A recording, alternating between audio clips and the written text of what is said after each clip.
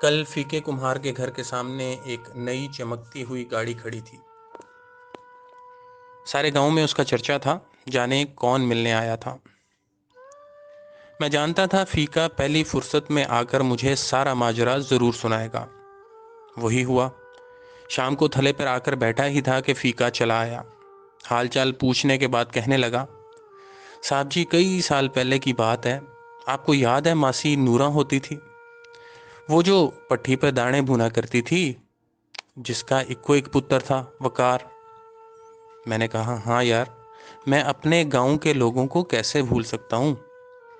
اللہ آپ کا بھلا کرے صاحب جی۔ وقار اور میں 5ویں جماعت میں پڑھتے تھے۔ اسکول میں اکثر وقار کے ٹڑ میں پیڑ ہوتی تھی۔ صاحب جی ایک نکرے لگا روتا رہتا تھا۔ ماسٹر جی ڈانٹ کر اسے گھر بھیج دیتے تھے کہ جا حکیم کو دکھا اور دوائی لے۔ ایک دن میں ادھی چھٹی کے وقت وقار کے پاس بیٹھا تھا۔ میں نے اماں کے ہاتھ کا بنا پراٹھا اور اچار کھولا۔ صاحب جی آج بھی جب کبھی بڑی بھوک لگتی ہے نا، تو سب سے پہلے اماں کے ہاتھ کا بنا پراٹھا ہی یاد آتا ہے، اور سارے پنڈ میں اس پراٹھے کی خوشبو کھنڈ جاتی ہے۔ پتہ نہیں صاحب جی اماں کے ہاتھ میں کیا جادو تھا۔ صاحب جی وقار نے پراٹھے کی طرف دیکھا اور نظریں پھیر لیں۔ اس ایک نظر نے اس کی ٹڈ پیڑ کے سارے راز کھول دیے۔ میں نے زندگی میں پہلی بار کسی کی آنکھوں میں آندروں کو بھوک سے بلکتے دیکھا۔ صاحب جی وقار کی فاقوں سے لوستی آندریں آنسوؤں کے سامنے ہاتھ جوڑے بیٹھی تھیں، جیسے کہتی ہوں، ایک اتھرو بھی گرا تو بھرم ٹوٹ جائے گا۔ وقار کا بھرم ٹوٹنے سے پہلے ہی میں نے اس کی منتیں کر کے اس کو کھانے میں ساتھ ملا لیا۔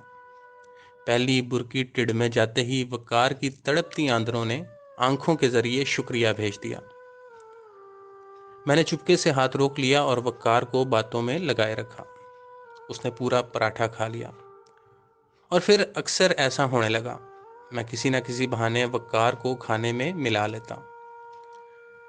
وقار کی بھوکی آندروں کے ساتھ میرے پراٹھے کی پکی یاری ہو گئی، اور میری وقار کے ساتھ خورے کس کی یاری زیادہ پکی تھی۔ میں اسکول سے گھر آتے ہی بھوک بھوک کی کھپ مچا دیتا۔ ایک دن اماں نے پوچھ لیا، پتر تجھے ساتھ پراٹھا بنا کے دیتی ہوں، کھاتا بھی ہے کہ نہیں؟ اتنی بھوک کیوں لگ جاتی ہے تجھے؟ میرے ہاتھ پیر پھول جاتے ہیں، تو آتے ہی بھوک بھوک کی کھپ ڈال دیتا ہے، جیسے صدیوں کا بھوکا ہو۔ میں کہاں کچھ بتانے والا تھا صاحب جی، پر اماں نے اگلوا کر ہی دم لیا۔ ساری بات بتائی۔ اماں تو سن کر بلک پڑی اور کہنے لگی، کل سے 2 پراٹھے بنا دیا کروں گی۔ میں نے کہا، اماں پراٹھے 2 ہوئے تو وقار کا بھرم ٹوٹ جائے گا، میں تو گھر آ کے کھا ہی لیتا ہوں۔ صاحب جی اس دن سے اماں نے پراٹھے کے ول بڑھا دیے اور مکھن کی مقدار بھی۔ کہنے لگی، وہ بھی میری جیسی ماں کا پتر ہے، مامتا تو وکھری وکھری نہیں ہوتی پھیکے، مائیں وکھو وکھ ہوئی تو کیا۔ میں سوچ میں پڑ گیا۔ 5ویں جماعت میں پڑھنے والے فیکے کو بھرم رکھنے کا پتہ تھا۔ بھرم جو ذات کا مان ہوتا ہے، اگر ایک بار بھرم ٹوٹ جائے تو بندہ بھی ٹوٹ جاتا ہے۔ ساری زندگی اپنی ہی کرچیاں اکٹھی کرنے میں گزر جاتی ہے، اور بندہ پھر کبھی نہیں جوڑ پاتا۔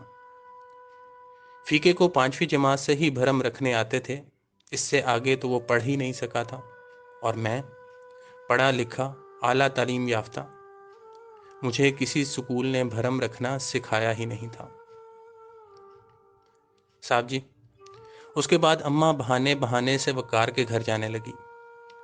دیکھ نوراں، ساگ بنایا ہے، چکھ کے بتا کیسا بنا۔ وقار کی اماں کو پتہ بھی نہ چلتا، اور ان کا ایک ڈنگ ٹپ جاتا۔ صاحب جی وقار کو پڑھنے کا بہت شوق تھا۔ پھر اماں نے مامے سے کہہ کر ماسی نوراں کو شہر میں کسی کے گھر کام پر لگوا دیا۔ تنخواہ، وقار کی پڑھائی اور 2 وقت کی روٹی طے ہوئی۔ اماں کی زندگی تک ماسی نوراں سے رابطہ رہا۔ اماں کے جانے کے چند ماہ بعد ماسی بھی گزر گئی، اس کے بعد رابطہ ہی کٹ گیا۔ کل وقار آیا تھا۔ वलायत में रहता है जी। वापस आते ही मिलने चला आया। पढ़ लिख के बड़ा अफसर बन गया जी। मुझे लेने आया साहब जी। कहता तेरे सारे कागजात रेडी करके पासपोर्ट बनवा के तुझे साथ लेने आया हूँ। और इधर मेरी अम्मा के नाम पर लंगर खोलना चाहता है जी। साहब जी, मैंने हैरान होकर वकार से पूछा, यार लोग स्कूल बनवाते हैं, अस्पताल बनवाते हैं, तू लंगर ही क्यों खोलना चाहता है, और वो भी मेरी अम्मा के नाम पर?